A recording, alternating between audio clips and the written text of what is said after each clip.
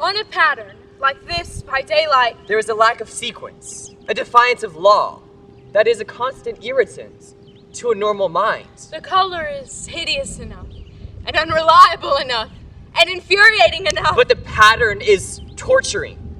Just as you think you've mastered it, as you get well underway in following, it does a back somersault, and there you are.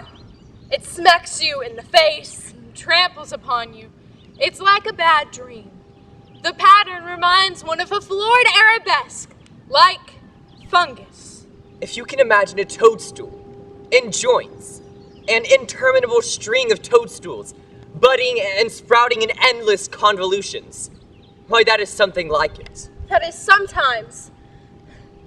There's one marked peculiarity about the paper that only I've seemed to notice, and that is it changes as the light changes. When the sun shoots in through the east window, I always watch for that first straight ray of light. It changes so quickly that I never can quite believe it. That is why I watch it always. By moonlight, the moon shines in all night when there's a moon, I wouldn't know it was the same paper. At night, in any kind of light, twilight, candlelight, lamplight, and worst of all, by moonlight, it becomes bars. The outside pattern, I mean. And the woman behind it is as plain as can be. I didn't realize for a long time what that thing was behind the pattern.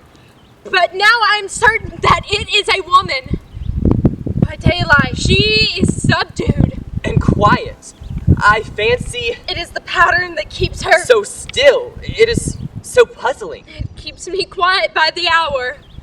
I lie down ever so much now. John says it is good for me to sleep all I can. Indeed, he started the habit by making me lie down an hour after each meal. It's a very bad habit, and I'm convinced. For you see, I don't sleep, and that cultivates deceit. For I don't tell them I'm awake. Oh no! The fact is, I'm a little afraid of John.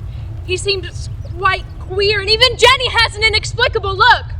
It strikes me occasionally, just as a scientific hypothesis, that perhaps it is the paper. I have watched John when he did not know I was looking, and I've come into the room suddenly on the most innocent excuses, and I've caught him several times looking at the paper. And Jenny too. I caught Jenny with her hand on it once. She didn't know I was in the room. But when I asked her in a very quiet voice, with the most restrained manner possible, what she was doing with the paper, she turned around as if she'd been caught stealing and looked quite angry. Asked me why I should frighten her so.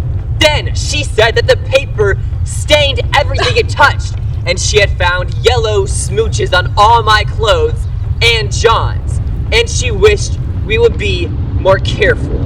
Did that not sound innocent? But I know she was studying that pattern, and I am determined that no one shall find it out. But myself